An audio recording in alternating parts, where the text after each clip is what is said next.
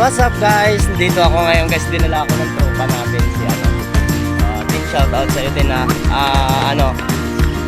congratulations, may honor ka, di ba? Ayun. Hello guys. Ito pala yung ito pala yung sinasabi ko kahapon sa unang vlog ko guys, kung napanood nyo. Ito yung sinasabi kong 4x4 na bili natin, na pinang-titrail natin doon sa sa bundok or sa bukid, kung napanood nyo yung vlog ko na yun. So ito yun guys, yung RC ko na nabili, 4x4 siya.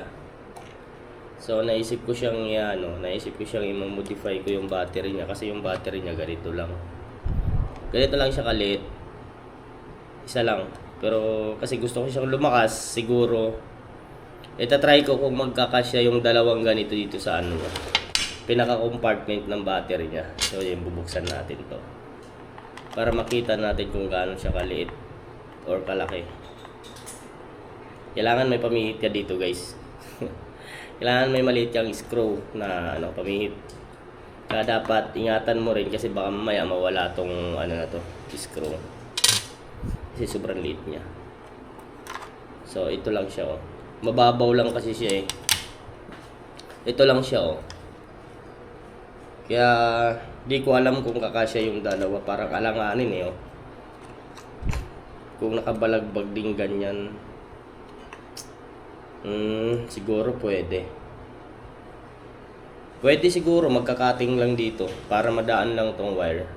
So ayan guys, kaso nga lang wala akong idea kung saan ako makakabili ng kasi bala ko nga rin mag-upgrade ng makina nito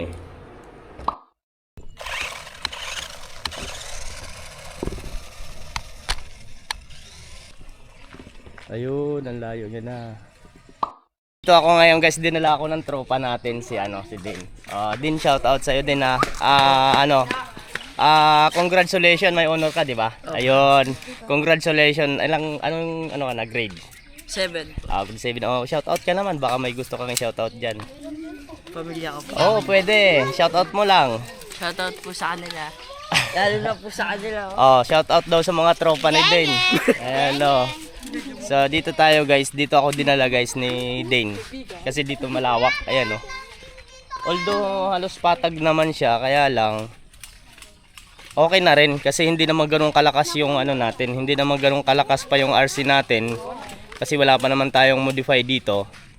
So at least ititest ko lang siya rito kung kaya niya.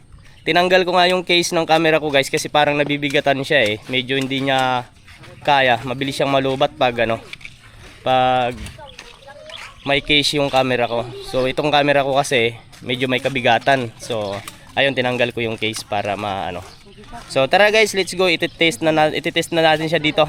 So tara.